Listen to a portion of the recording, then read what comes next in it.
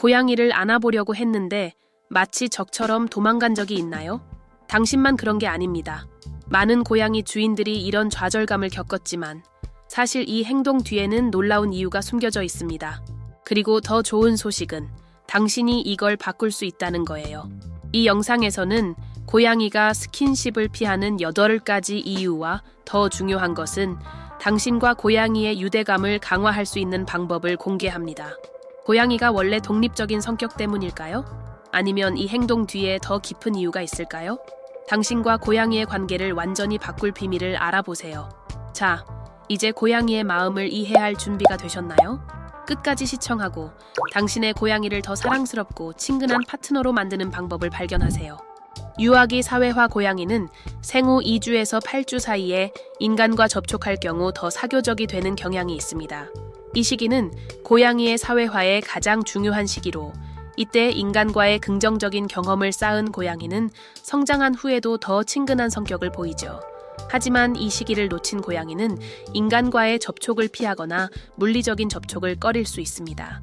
예를 들어 유아기에 구조된 고양이가 처음에는 사람을 피하더라도 천천히 접근하고 긍정적인 경험을 제공하면 점차 신뢰를 쌓을 수 있습니다.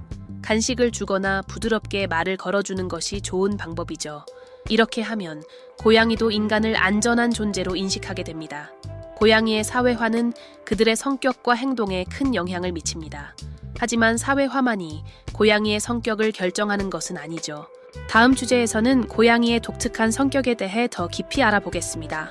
고양이의 성격 고양이도 사람처럼 각자 독특한 성격을 가지고 있습니다.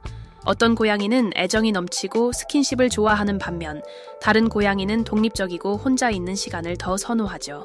이는 고양이의 개성이며 강제로 바꾸려고 하면 오히려 스트레스를 줄 수 있습니다. 예를 들어 어떤 고양이는 주인의 무릎 위에서 오래 시간을 보내는 것을 좋아하지만 다른 고양이는 짧은 스킨십 후에 혼자 있을 공간을 찾곤 합니다. 이럴 때는 고양이의 성격을 존중해 주는 것이 중요합니다. 고양이가 원할 때만 애정을 표현해 주세요. 고양이의 성격은 그들의 행동과 선호도를 이해하는 데 중요한 열쇠입니다. 그렇다면 고양이의 행동에 영향을 미치는 또 다른 요소는 무엇일까요? 다음 주제에서는 온도가 고양이의 행동에 미치는 영향에 대해 알아보겠습니다. 온도의 영향 고양이는 따뜻함을 좋아하지만 너무 더운 환경에서는 오히려 사람과의 접촉을 피할 수 있습니다. 특히 여름철에는 고양이가 시원한 곳을 찾아 움직이며 주인의 무릎이나 품에서 멀어질 수 있죠. 이는 고양이가 천을 조절하기 위한 자연스러운 행동입니다.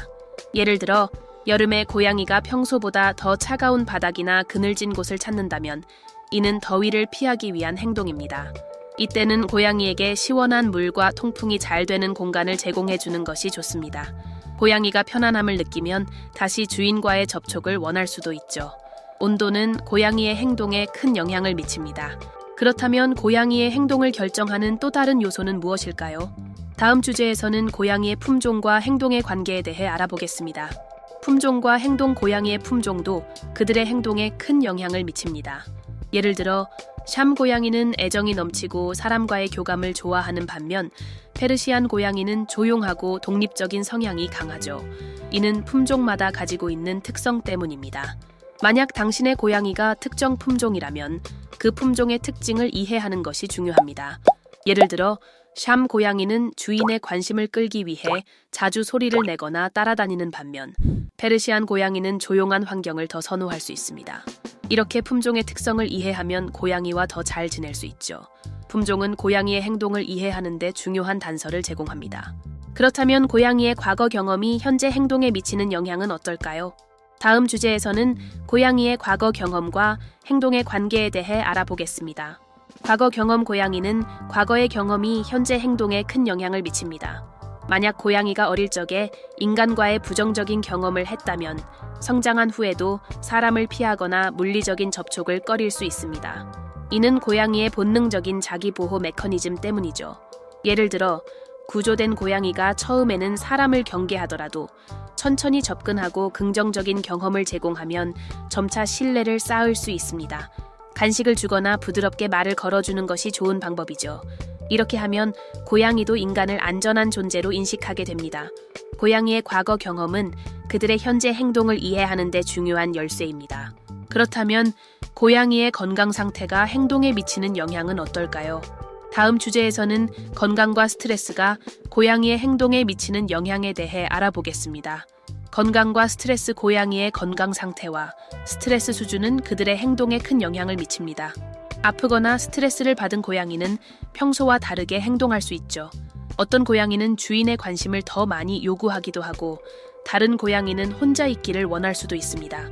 예를 들어 고양이가 평소보다 더 많이 숨거나 활동량이 줄었다면 이는 건강 문제나 스트레스의 신호일 수 있습니다. 이럴 때는 수의사와 상담하고 고양이에게 안정적인 환경을 제공해 주는 것이 중요합니다. 고양이가 편안함을 느끼면 다시 평소의 행동으로 돌아올 가능성이 높아집니다. 고양이의 건강과 스트레스는 그들의 행동을 이해하는 데 중요한 요소입니다. 그렇다면 고양이와의 접촉을 늘리기 위해 어떤 방법을 사용할 수 있을까요? 다음 주제에서는 고양이와의 접촉을 늘리는 방법에 대해 알아보겠습니다. 접촉을 늘리는 방법. 고양이와의 접촉을 늘리기 위해서는 고양이의 신뢰를 얻는 것이 중요합니다. 간식을 주거나 고양이가 좋아하는 장난감을 사용해 함께 놀아주는 것이 좋은 방법이죠. 고양이가 편안함을 느끼면 점점 더 주인과의 접촉을 원하게 됩니다. 예를 들어 고양이가 좋아하는 간식을 손에 들고 천천히 다가가면 고양이는 간식을 먹으면서 주인의 손에 익숙해질 수 있습니다. 또한 고양이가 좋아하는 장난감을 사용해 함께 놀아주면 고양이는 주인과의 시간을 더 즐겁게 느낄 수 있죠. 고양이와의 접촉을 늘리는 방법은 고양이의 신뢰를 얻는 데서 시작됩니다. 그렇다면 고양이의 공간을 존중하는 것이 왜 중요한지 궁금하지 않으세요? 다음 주제에서는 고양이의 공간을 존중하는 방법에 대해 알아보겠습니다. 고양이의 공간 존중. 고양이는 자신만의 공간을 중요하게 여깁니다. 만약 고양이가 혼자 있고 싶어 한다면 그 순간을 존중해 주는 것이 중요하죠. 강제로 안거나 만지려고 하면 고양이는 스트레스를 받고 더욱 접촉을 피할 수 있습니다. 예를 들어 고양이가 소파 아래나 캣타워 위에서 혼자 시간을 보내고 있다면 그 순간에는 방해하지 않는 것이 좋습니다. 대신 고양이가 스스로 다가올 때까지 기다려주세요. 고양이가 주인에게 다가오면 부드럽게 쓰다듬어 주거나 간식을 주는 것이 좋은 방법입니다. 고양이의 공간을 존중하는 것은 그들과의 관계를 더욱 돈독하게 만드는 중요한 요소입니다. 이제 당신은 고양이의 행동을 더 잘 이해하고 그들과 더 행복한 시간을 보낼 수 있는 방법을 알게 되었죠. 이제 왜 당신의 고양이가 가끔 당신을 완전히 낯선 존재처럼 대하는지 이해하셨나요? 이제 고양이의 행동을 설명하는 8가지 신호를 알게 되었으니 당신은 고양이와의 신뢰와 애정을 쌓을 준비가 더 잘 되어 있습니다. 기억하세요. 모든 고양이는 독특하며 그들의 공간과 시간을 존중하는 것이 조화로운 관계의 열쇠입니다. 그런데 당신은 어떤가요? 당신의 고양이에게서 이런 신호를 발견한 적이 있나요? 댓글로 당신이 고양이와 함께한 가장 흥미롭거나 재미있는 상황을 공유해 보세요. 그리고 아직 여기서 소개한 팁을 시도해보지 않았다면 오늘 바로 시작해보는 건 어때요? 작은 변화가 당신과 고양이의 관계에 큰 차이를 만들 수 있습니다. 이 영상이 마음에 들었다면, 고양이의 매혹적인 세계에 대해 더 배우고 싶다면 채널을 구독하고 알림을 설정하여 새로운 콘텐츠를 놓치지 마세요. 결국 누가 고양이를 이해하는 전문가가 되고 싶지 않겠어요? 다음 영상에서 봐요.